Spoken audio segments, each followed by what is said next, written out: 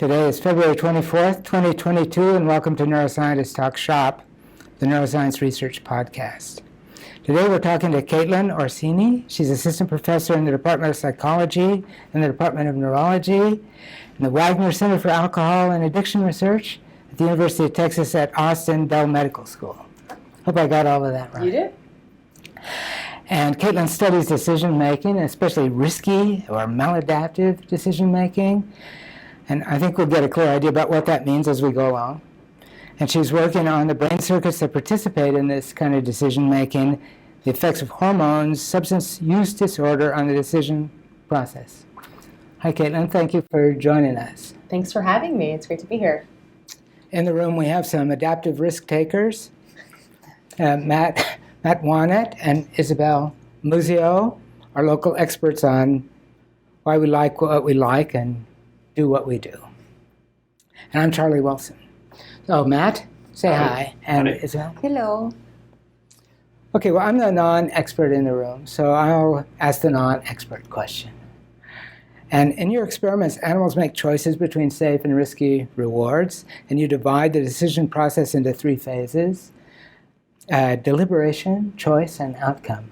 I know there's another set of words for the same three phases, but we can live with those, okay? Yeah, absolutely. And so what's actually happening in each of, what do those words mean? What deliberation, like, I know what it means sort of casually, but as a scientific term.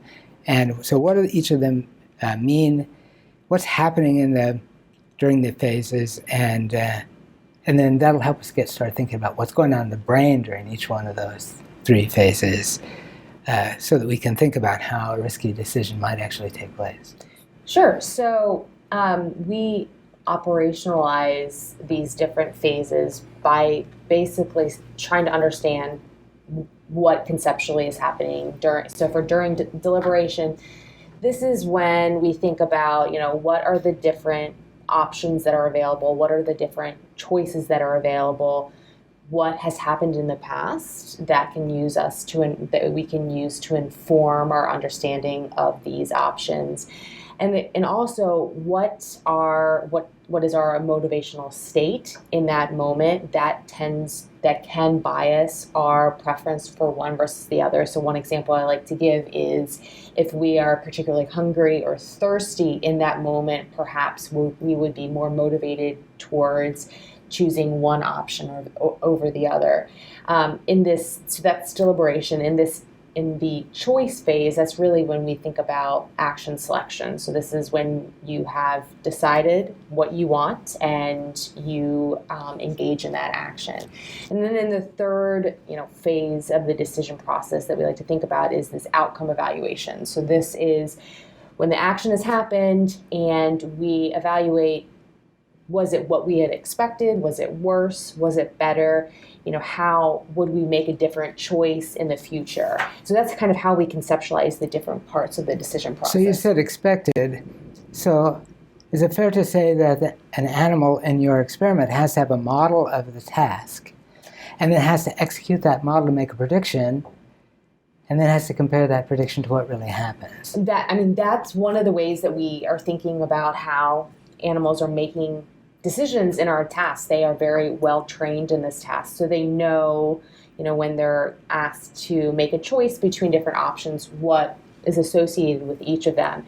And so in terms of expected, if they are rewarded, that is meeting their expectations. But perhaps if, for example, in what we study, a foot shock also occurs, maybe they weren't expecting that. So they are engaging in this task kind of according to a model that they've learned, but there are certain times when we have these unexpected adverse consequences, and that does not fit with that kind of expected model. So the model is a predictive Yes. model. An animal has to predict a bunch of outcomes. And then in this action selection phase, one of the outcomes is deemed better than the others, and that one is chosen somehow.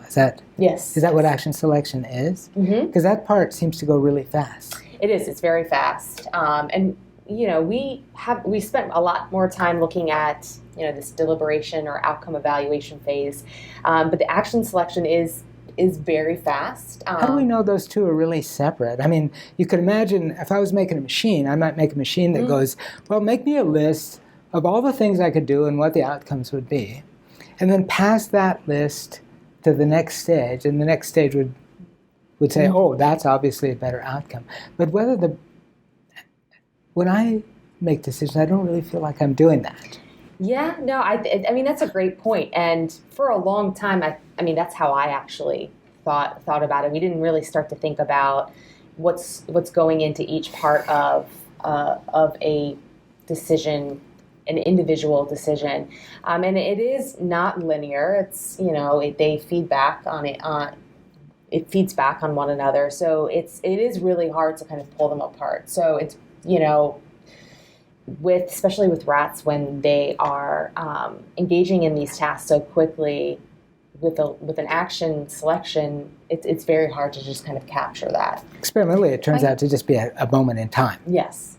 I have a follow-up question, especially about the deliberation period, because I would like to know in the context of, and perhaps you can remind the audience and explain your task a little bit because they didn't hear your talk, but it's a very interesting task. And I am wondering about the deliberation period, because in some of these decision-making labs, like David Reddish, in which he trains rats in a maze, and the rats have to choose between going right or left for different amounts of reward or different outcomes.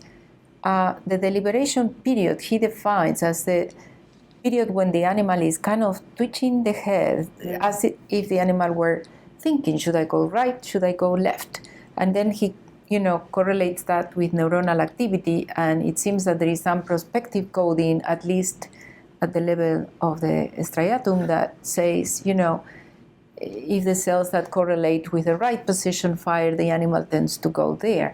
But in the context of your task, is the time frame that you call deliberation period is tied to a specific behavior of the rat? I don't know.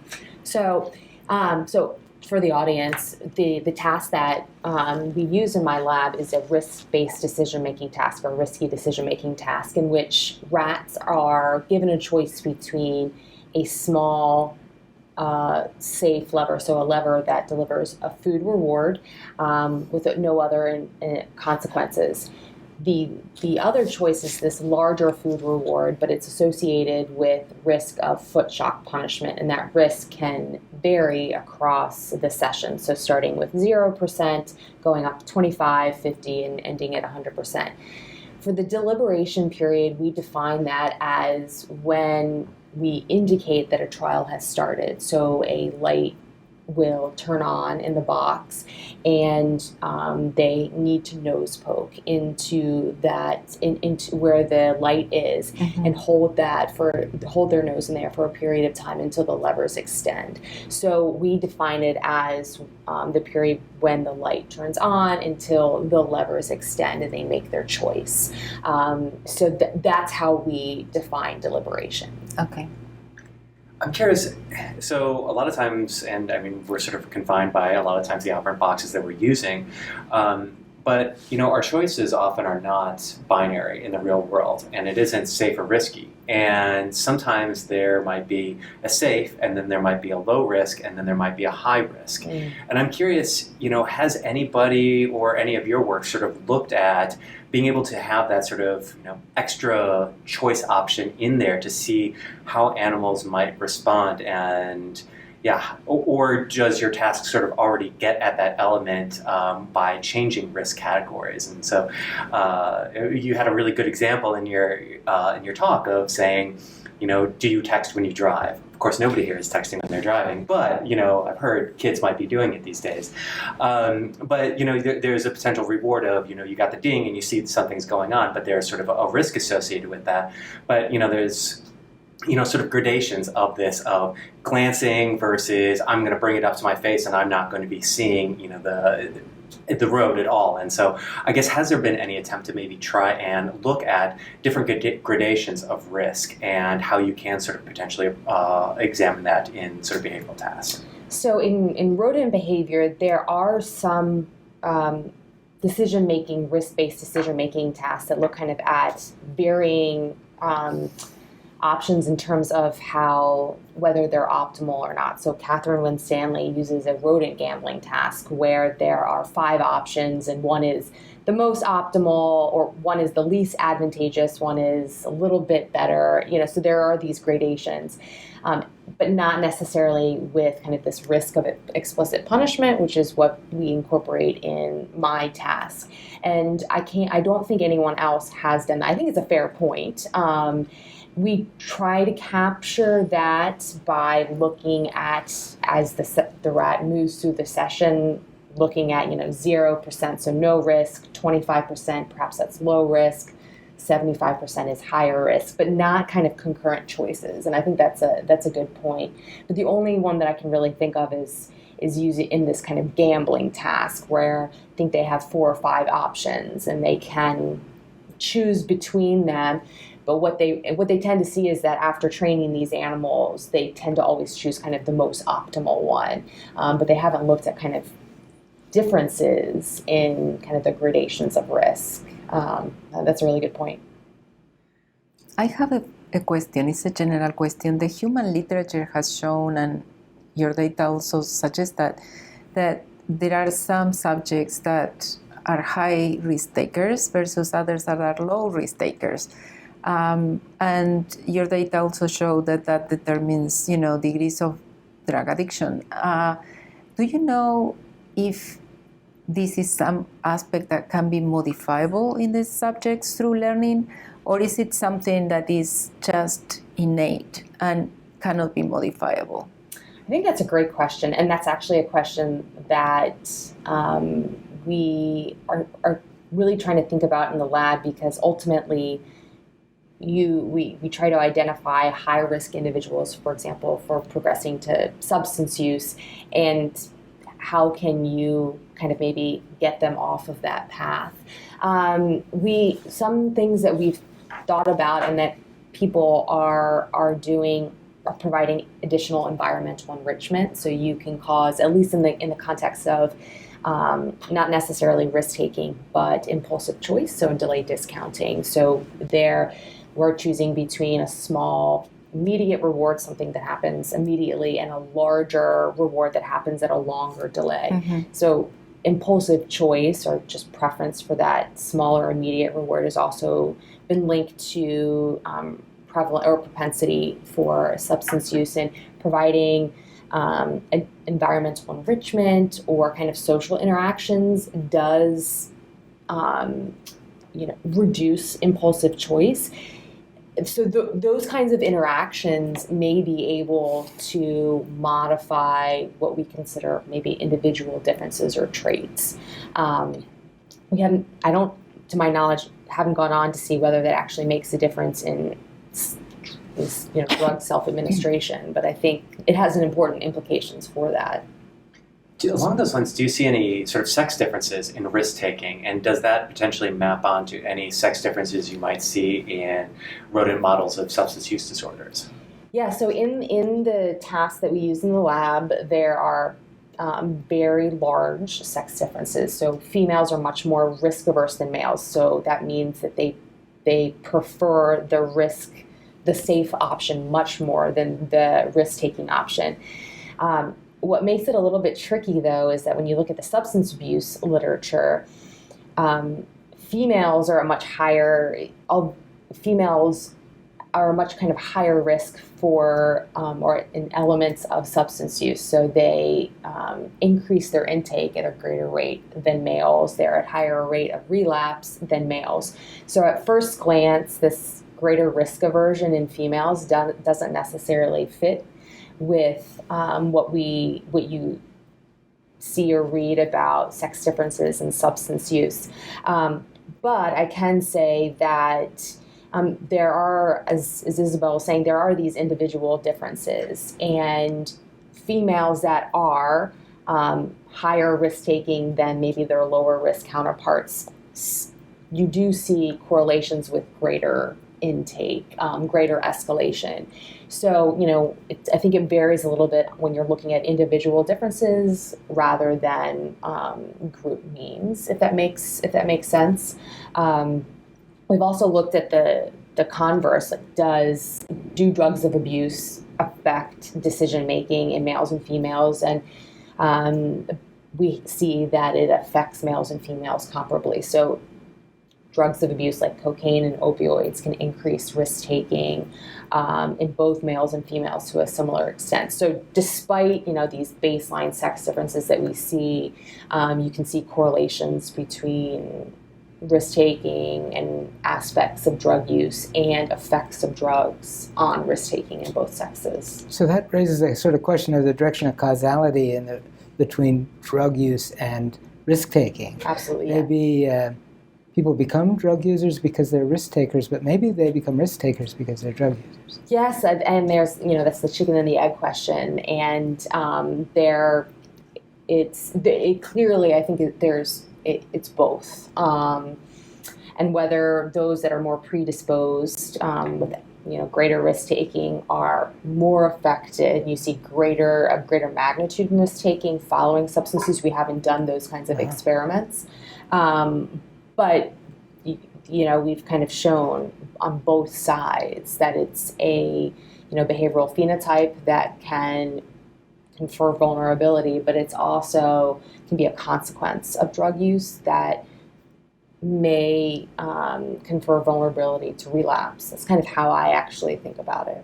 So at this point, it's sort of descriptive, but you're not satisfied with that. You're actually studying the brain mechanisms and interfering in the process. Mm-hmm. And so I'd like us to kind of go on to that. So if you're, I understand that people who study these kinds of tasks consider the decision-making network consisting of things like the amygdala or the striatum.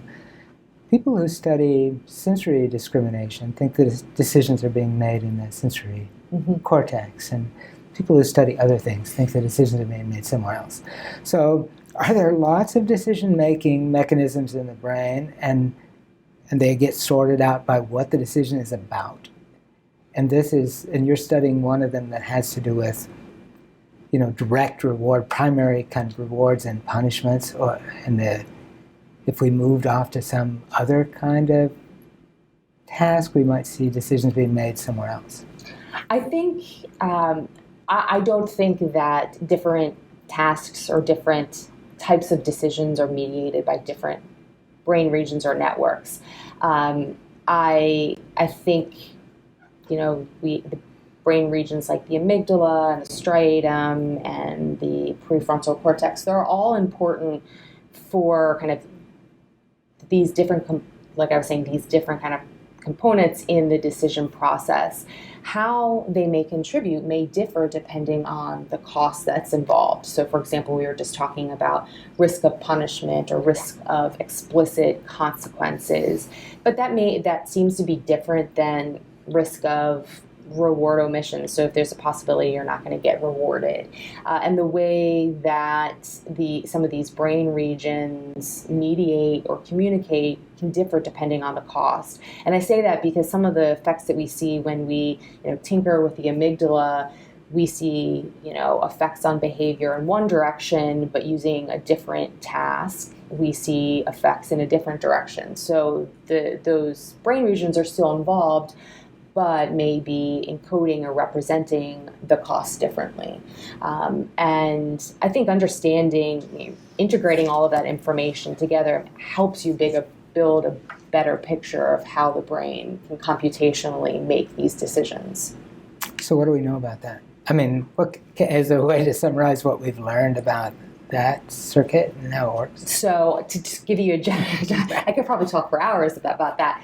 But so most of my work is focused on the amygdala, so the basolateral amygdala, and what we, based on our data, know that this brain region is really important for kind of integrating the really good things about a decision as well as the costs that are associated with those choices. And that information conveyed downstream to brain regions like the nucleus accumbens, to provide information about, feedback that's happened in the past, so things that these costs, to then help us make choices that perhaps are a little bit safer. So the amygdala isn't just about bad things. Amygdala is just not about bad things. I mean, it is, it is involved in fear learning. It's involved in aversive learning, but it is very much involved in a lot of other very complicated higher order tasks. And there's been a lot of work in the last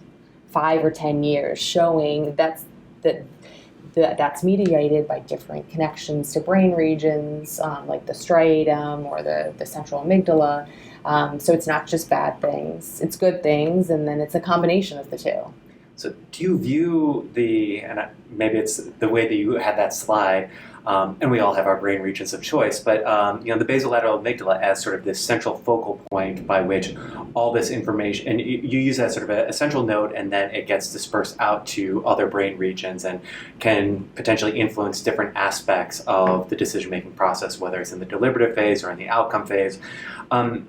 But what's upstream of that? What is driving the basolateral of the amygdala here? And is it a bunch of sort of recurrent connections between these different brain regions? And yeah, I mean, if it is sort of a central node, what's feeding into the basolateral of the amygdala that allows it to, a brain region doesn't subserve one function. It can have a role in sort of, aversive conditioning as well as, appetitive behaviors and, assessing potential of risk, as your data has shown. Yeah, the way that I displayed that does make it look like it's like kind of the central hub. And I do think that it is really important for integrating a lot of information, but information has to come from somewhere. So some of our hypotheses are, for example, the insular cortex, the anterior insular cortex, which is this interoceptive brain region, is conveying information to the amygdala.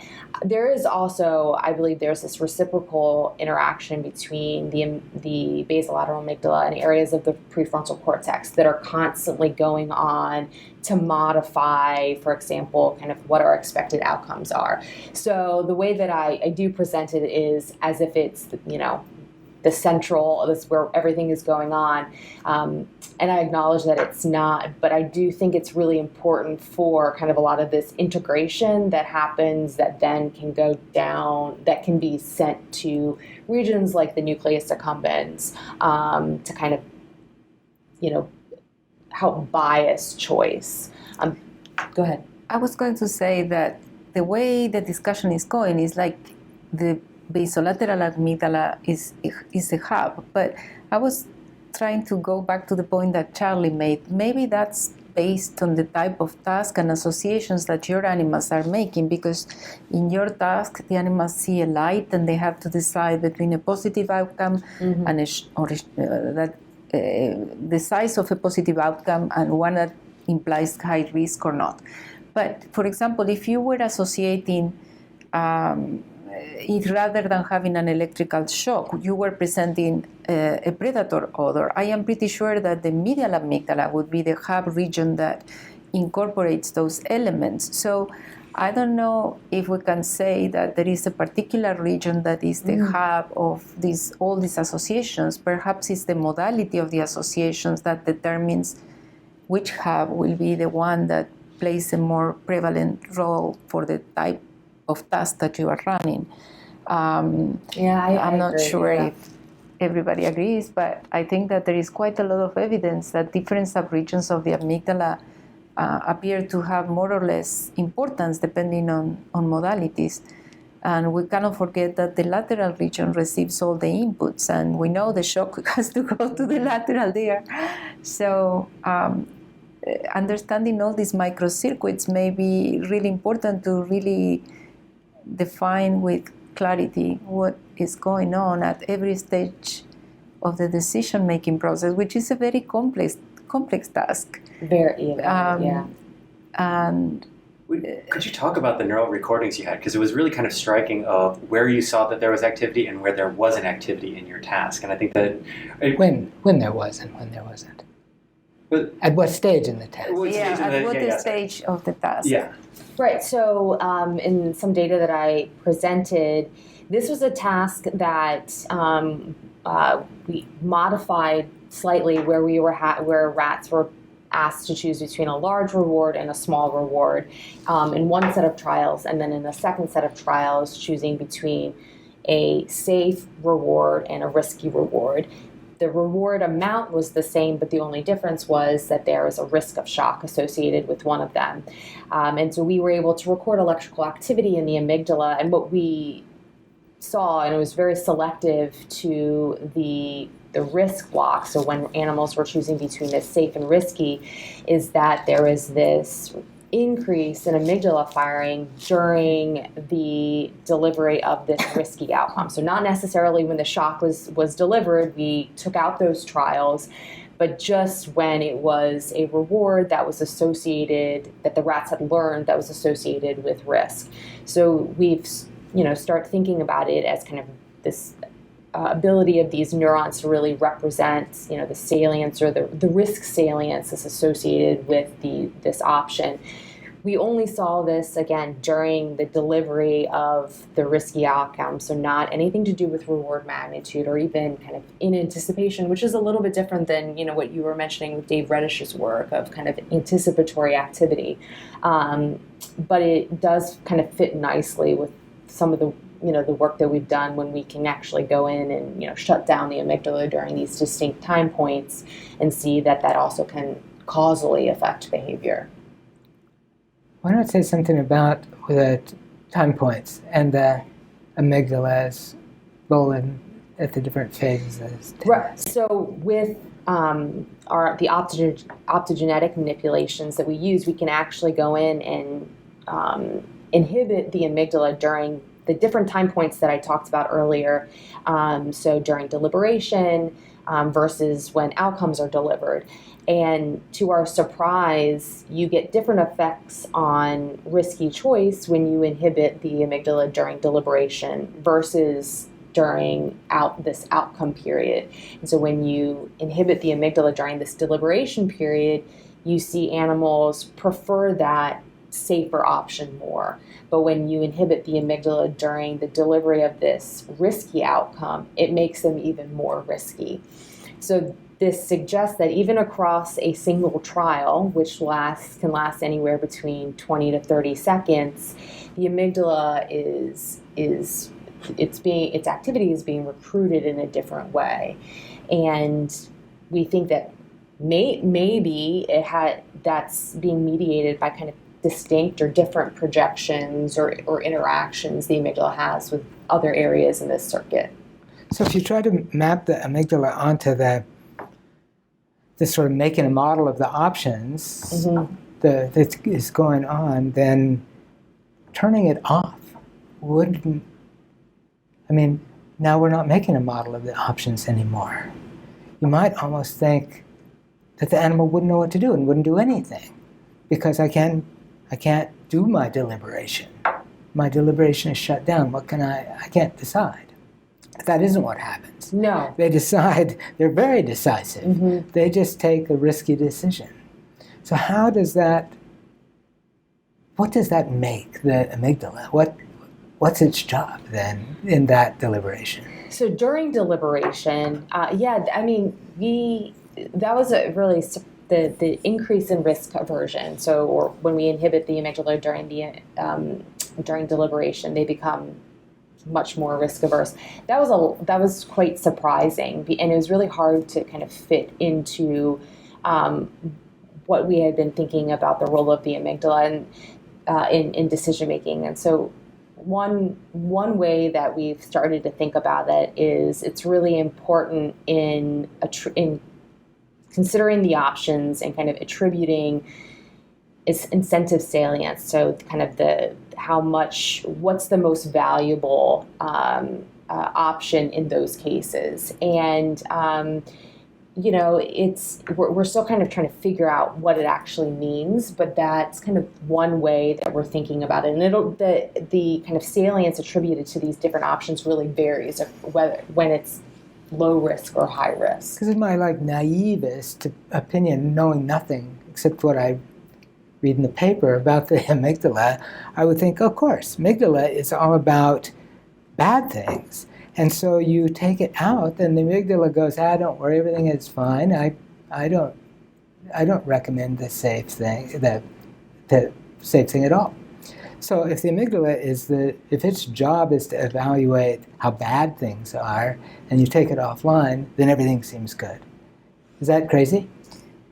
But if everything seems good, you wouldn't see a preference towards the highest reward. They should show random responses, right? Uh-huh. She sees selective preference to the highest reward. So I still think that there is a memory component. I know that we spoke about this, but during any decision, I was thinking when you were giving your lecture, whenever I have to make a decision, and I am evaluating between two outcomes, I try to remember this outcome is associated with what, this outcome is associated with what. So essentially you are recruiting memory systems. And if the amygdala is important to associate that the high outcome leads to something aversive, and you remove that by disconnecting the amygdala activity, then the animal only remembers, high reward, low reward, I will go to the high reward because it pays more. Well, maybe your data speaks to this.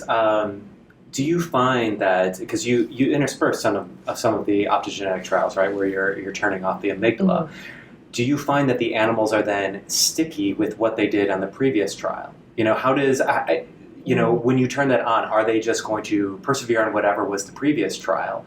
Because that could potentially get at the, maybe, I don't know, in the deliberation phase, I guess the outcome phase, not so much, but if that is taking them offline, maybe they're just going to default go towards whatever they did the previous round. I guess, do you see any evidence of that, or have you, or maybe But then when the amygdala is on, the animals will remember, okay, the high outcome is associated with shock, so the deliberation is different.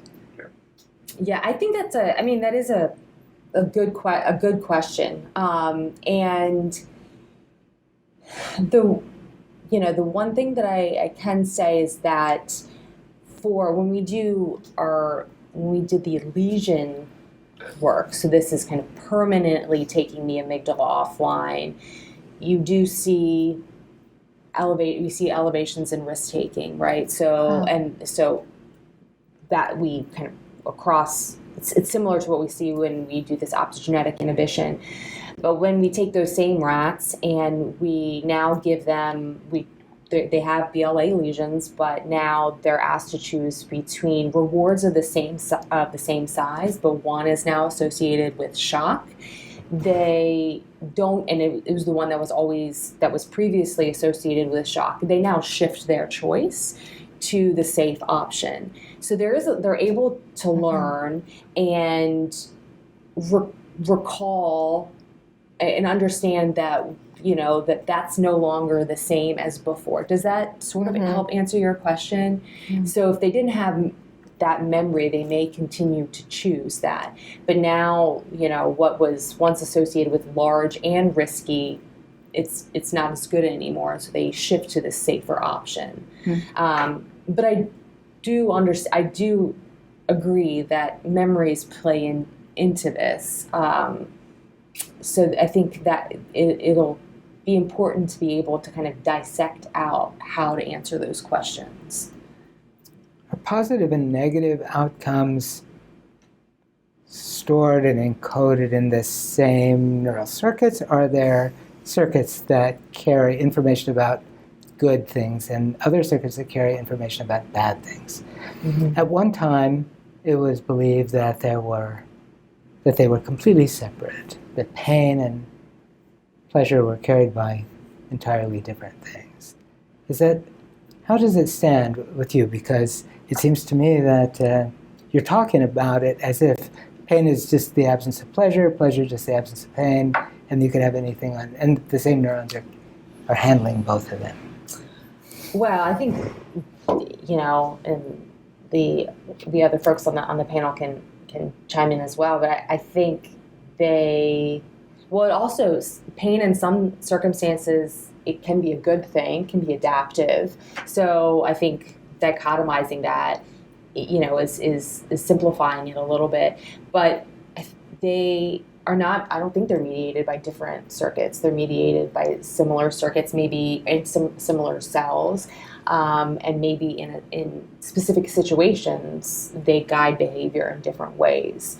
I don't know what others' thoughts are. Well, it's a paper that I'm having my students read for a class, but it's one from Richard Palmer's group where they're looking at CGRP neurons in the parabrachial nucleus, and they respond to painful stimuli, a whole range of painful stimuli, but then they are also activated when exposed to sort of neophobia or satiation. And so it is sort of saying there are some subsets of cells, I would say, in the brain that do sort of have this, I'm going to respond to pain and shut down like good things, and then you turn it off, it's going to have the opposite effect. But I don't know if I would believe that would be true across the brain. Like there definitely are some circuits, but I think, at least in the dopamine system, it's totally murky, where just looking at the cellular activity, some cells will respond to motivational salience. And so whether it is a good stimulus or a bad stimulus or an annoying stimulus of an air puff, you will see that the intensity of that stimulus will then, you'll see a corresponding gradation in the dopamine neuron firing, whereas other neurons will have the sort of classical reward prediction error. They're going to decrease to aversive stimuli and increase to appetitive stimuli. So if I just stimulate dopamine neurons, you're going to get a little bit. That will feel good. If I cause dopamine neurons to stop, will that hurt? I think it all depends on the context in which you have that. So, I think, yes, you're not going to like it. If you turn the dopamine, condition, place, preference type paradigm, if you turn the dopamine neurons off in one context and do nothing in the other context, you ask the animal which context you want to spend time on, it's going to be on the one where you didn't turn the dopamine system off. I think I have a little bit of an answer for Charlie, because I agree that there are pathways that process somatosensory information about pain, and those are more exclusive. But for example, in the hippocampus, which is the area I am more familiar with, there are cells that code spatial properties, and at the same time, they can code rewards, or they can code stimuli that have been associated with shock, so with pain. So depending on the learning process, these cells will learn to integrate other features that are task relevant for the animal. So while by themselves, they are not sensory processing cells, through learning, then they tend to integrate this information. And I think that the same happens in the amygdala. So I don't argue that probably there are somatosensory cells that bring that somatosensory experience, and which is a pure form perhaps of a representation of pain or reward. But there are multiple cells in the brain that can integrate. That's my view. And then probably can change and learn over time as well. So yeah, I agree with your view. I don't know, but it's complex. Can you tell us a little bit about what you have learned about the striatum that you presented in your talk, and the connectivity with the amygdala? Sure. So we also used optogenetic approach to be able to look at the amygdala projections to the nucleus accumbens. And what we found was that this pathway is particularly important for providing kind of this negative feedback. So both during this deliberation period and this outcome evaluation period. So it's really important for providing information about, what was bad that happened in the past to guide choice towards safer options. We then kind of took a more cell type specific view and started looking at neurons that express D2 dopamine receptors. And we can again, using viral mediated techniques and optogenetics, be able to turn down activity in those neurons. And I feel like we're kind of going more narrow, and what we're finding is that when you inhibit this specific cell population during this deliberation period, you also see this increase in risk-taking. So now we're starting to see that a specific cell population their activity is really important for deliberation and being able to bias choice towards safer options. And when we turn them off, animals become more risky. So, I mean, you mentioned you're targeting these D2 receptors here, and I mean, what do you believe dopamine is potentially doing in the nucleus accumbens shell? I believe you were talking about to regulate sort of these, risk taking in your behavioral task. I think that's a great question. We haven't. I think it was a dream of mine with my former advisor to actually set up voltammetry to record dopamine in the nucleus accumbens.